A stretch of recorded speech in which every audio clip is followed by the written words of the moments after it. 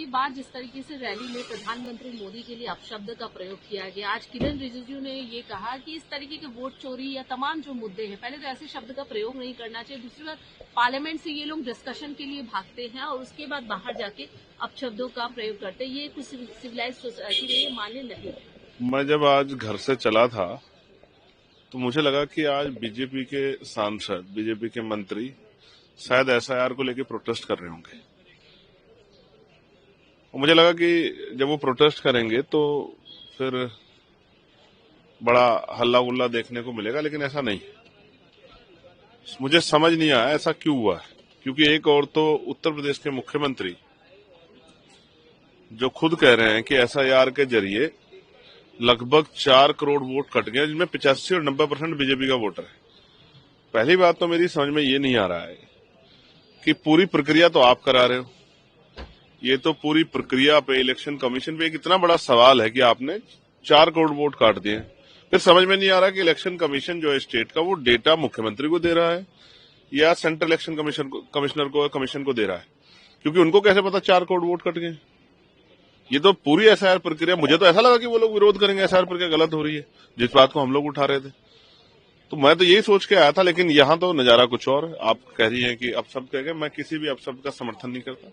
संवैधानिक मर्यादा में कहना चाहिए, जिसको कोई बात रखनी है, आचरण और व्यवहार बहुत इंपॉर्टेंट है। लेकिन जिसने कहा, जिस पार्टी के कार्यकर्ताओं ने कहा, उनको जवाब देना, इस पर मैं ज्यादा तो नहीं कह सकता हूं। मेरठ में 2003 में 18.43 लाख 18.43 लाख वोट थे, और इस बार 2024 में 25 में 26.99, यानी कि लगभग 27 लाख वोट जो है वो डेटा था कि बने, और एसआईआर में अभी तक 15 लाख वोटों की मैपिंग हुई। तो बाकी वोट कहां गया? ये तो वो वोट है जो 2003 में था। 2003 के वोट से कम वोट मैपिंग हुए, तो कहां गया? तो मैं इसलिए इस प्रक्रिया पर हम लोग सवाल खड़ा कर रहे हैं। 8 दिसंबर को मुरादाबाद में मुख्यमंत्री उत्तर प्रदेश बड़े भाषण दे रहे थे अपनी सभा में। उन्होंने कहा कि जो 10,000 से कम अंतर की सीटें उन पर मेरी नजर, हर एक वोट अहमियत रखता है। तो 400 साढ़े 400 बूथ है एवरेजन, एक बूथ पे आप 20 वोट कटवा दो सरकारी सिस्टम को लगा के, तो हिसाब बराबर हो जाएगा। तो फिर एसआईआर पे सवाल खड़े होते हैं कि एसआईआर प्रक्रिया, जब उस पर सरकार भी सवाल खड़ी कर रही है, यानी कि सरकार के मुख्यमंत्री सवाल खड़े कर रहे हैं, विपक्ष भी सवाल, तो एसआईआर करवा क्यों रहे हो? और ऑपरेशन टॉर्च जो है बड़ी शक्ति से चला उत्तर प्रदेश के अंदर। मुख्यमंत्री ने बड़ी शक्ति चलाया कि भाई घुसपैठी आ गए, रोहिंग्या आ गए हैं। मेरठ में, अलीगढ़ में, हापुड़ में, बिजनौर में, शामली में, कराना में, और मैं आपकी जानकारी के लिए बता रहा हूं, संभल, मुरादाबाद, सब जगह एक रोहिंग्या नहीं मिला, एक घुसपैठिया नहीं मिला। अखबार मैंने पढ़ा कि वो बंद करना पड़ा ऑपरेशन टॉर्च।